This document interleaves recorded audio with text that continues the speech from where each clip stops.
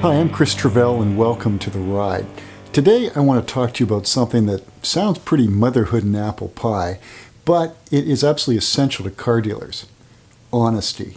Now, before you roll your eyes, I've got some hard data to show you to back up that it's in the dealer's best interest to be honest.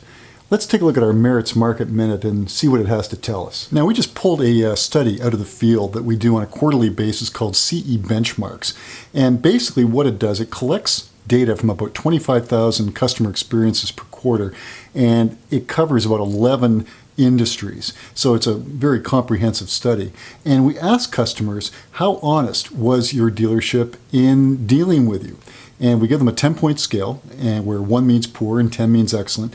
And I think we come up with some pretty interesting results. Now, it seems intuitive that customers who perceive dealers as being honest, that those customers are more likely to do business with those dealerships. And what we found was 85% of respondents who gave an honesty rating of excellent, or a 10, for their sales experience, well, they said they would be extremely likely to recommend the vehicle to friends and family. And the same holds true for other key metrics related to recommendation. 76% would purchase or lease another vehicle from the dealership, and 86% would recommend the dealership to family or friends. But what's amazing is how quickly the drop-off is for anything less than a 10. So, for those who gave the dealership a 9 on honesty, 31% would recommend the vehicle to family or friends. 17% purchase or lease another vehicle from the dealership. 24% recommend the dealership to friends or family. So there is an enormous drop-off, even in that 1 point, from a 10 to a 9 on the honesty scale for the sales experience. Now, what about on the service side? Does the same dynamic hold?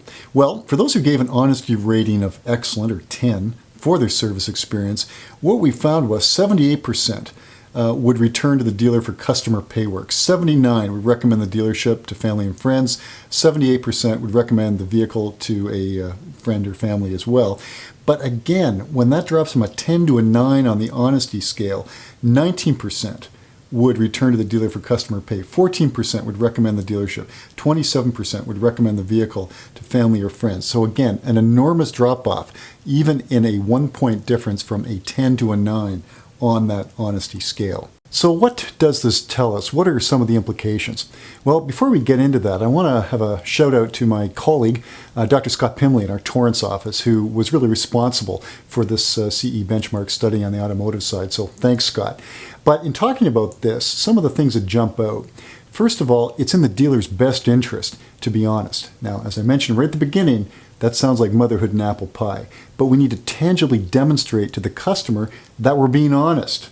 Now, this begs the question, of course, how do dealerships and brands know that honesty is taking place from the customer's point of view? Now, we are fortunate at Maritz in the fact that globally we do more customer experience programs than anybody. And we know that by putting honesty questions on customer experience surveys, man, that can be rather contentious. So typically when the questionnaire goes to the dealer advisory board or whatever it might be, those tend to be the questions that get nixed. But certainly I'd ask you to consider that. We know it's important. We know it's important for the dealership. We know it's important for the brand. So perhaps it's something that we should consider as an industry going forward.